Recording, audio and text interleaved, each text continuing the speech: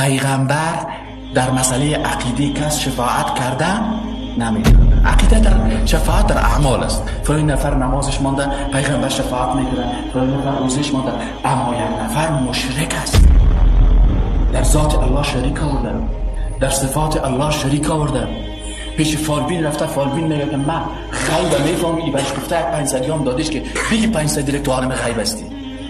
آن این پیغمبر شفاعت میکنه.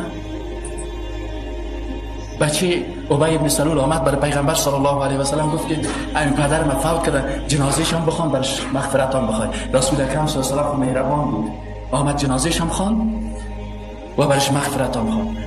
آیت قرآن آمد که لا تقم، جنازه منافق نخوان. ای پیغمبر 70 مرتبه برش مغفرت بخوای نمیبخشش.